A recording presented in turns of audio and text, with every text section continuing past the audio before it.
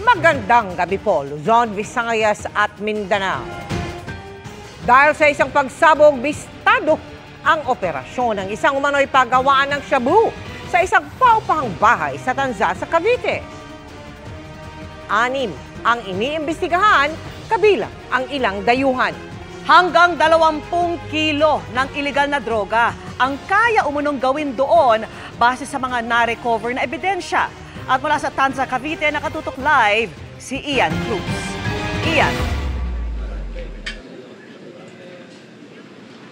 Vicky Mel, kung hindi nga dahil sa malakas na pagsabog ay hindi madidiskubre ng mga otoridad ang hinihinalang shabu laboratory na nag-ooperate ng palihim dito sa Tanza, Cavite. Alas 5 ng madaling araw nang mabulabog ng pagsabog ang mga tagbarangay Sahod Ulan sa Tanza, Cavite. Galing pala ito sa isang hinihinalang shabu laboratory. Malakas na pagsabog ho. Parang ano po? Parang bomba. Tapos? Paglabas ho dito, nakita lang namin maraming usok. Kasunod ay nakita nilang nagpulasan ang mga umuupa sa bahay na pinagmula ng pagsabog. Nakuhanan pa ng CCTV ng barangay ang paglalakad ng mga umuupa. 2 lalaki ang unang lumabas sa Antero Soriano Highway. Sunod ang 2 babae at 2 pang lalaki. Ayon sa kapitan ng barangay, Nobyembre nakipagtransaksyon sa social media ang umupa sa kaanak ng may-ari ng bahay. Sa Facebook na meron silang portrait na ganito nga. Yun ang kwento nila.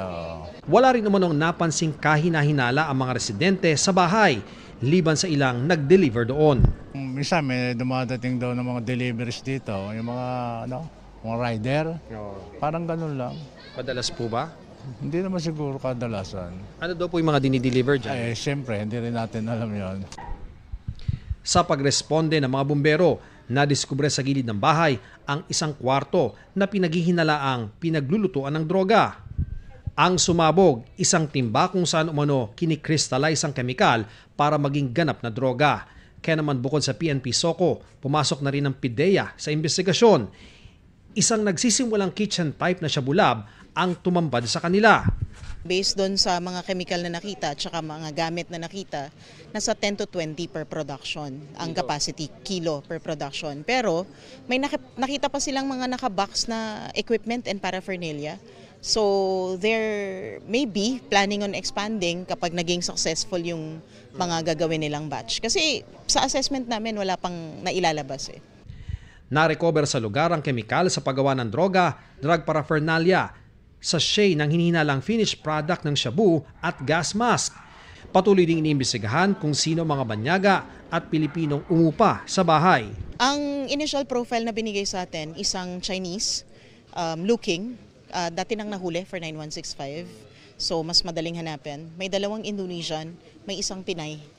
So tinitingnan natin kung ano yung roles nila. Sa ngayon po ay nagsasagawa po ang ating mga kapulisan, kasama po ang crime laboratory at ang PIDEA po ng inventory po ng mga ebidensya po na seize po sa lugar na ito.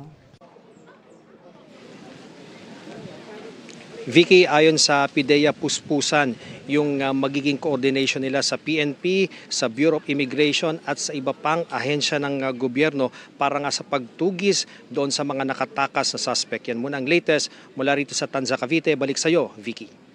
Maraming salamat sa iyo, Ian Cruz.